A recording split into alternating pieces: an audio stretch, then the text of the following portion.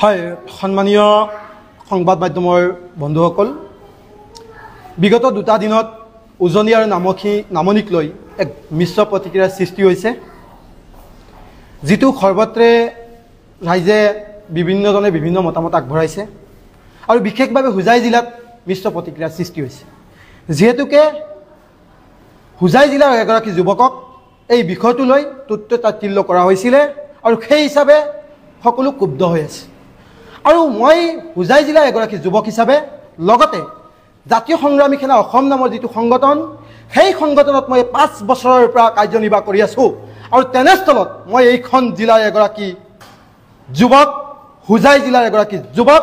আৰু হুজাই জিলাক কোনোবাই অপমান কৰাৰ পাছতে সাধাৰণতে মিশ্ৰ প্ৰতিক্ৰিয়া হ'ব আৰু তেনে ক্ষেত্ৰত মই দায়বদ্ধতা স্বীকাৰ কৰি মোৰ বক্তব্য মই ৰখাটো বাবু মোৰ দায়বদ্ধতাৰ এটা প্ৰতীক আৰু সেই হিচাপে আজি আপোনালোকৰ সন্মুখত মই সংবাদ মাধ্যম সম্বোধন কৰি মই এই বিষয়টোৰ স্পষ্টীকৰণ দিবৰ কাৰণে আপোনালোকৰ সন্মুখত মই আহিছোঁ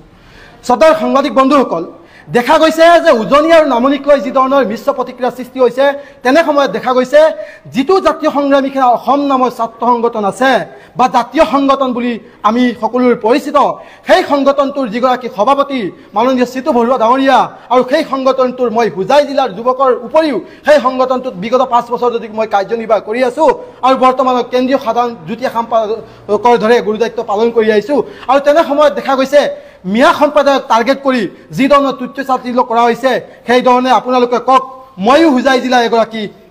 পুত্ৰ গতিকে যদি হুজাই জিলাখনক মিয়া বুলি টাৰ্গেট কৰা হৈছে তেন্তে মই বাকি থাকিলো নেকি গতিকে মই অত্যন্ত লজ্জিত হৈছো অত্যন্ত শংকিত হৈছো আৰু অত্যন্ত দুখ প্ৰকাশ কৰিছো যে জিলাখনৰ এগৰাকী যুৱকক এনে ধৰণৰ কৰাটো অত্যন্ত নিন্দনীয় গতিকে মই আজি এই স্থানৰ পৰা আমাৰ মাননীয় সভাপতি মহোদয়ক মই ক'ব বিচাৰিছো আৰু তেওঁৰ লগত বিগত সময়ত মোৰ ফোন যোগে কথাও হৈছে মই তেখেতক ইতিমধ্যে এখন পত্ৰ যোগে তেওঁক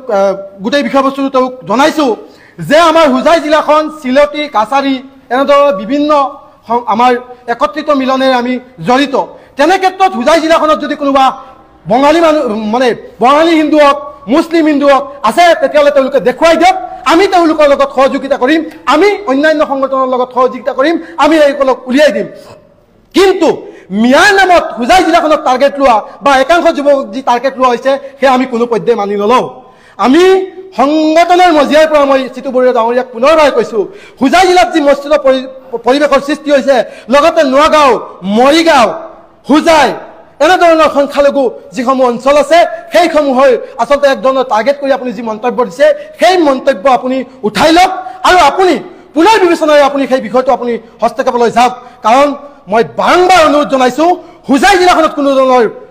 বাংলাদেশী মূলৰ ব্যক্তি নাই হুজাই জিলাত কোনো ধৰণৰ বাংলাদেশী নাই গতিকে মিয়া শব্দৰে পৰিচিত কৰি মুছলমানসকলক আচলতে টাৰ্গেট কৰা যি কাৰুকাৰ্য দেখিছো সেয়া আমি কোনো পৰ্যায়ে মানি নলওঁ আৰু মই সংগঠনৰ মজিয়াৰ পৰা আকৌ আমাৰ সভাপতিগৰাকীক মই স্পষ্টভাৱে ক'ব বিচাৰিছো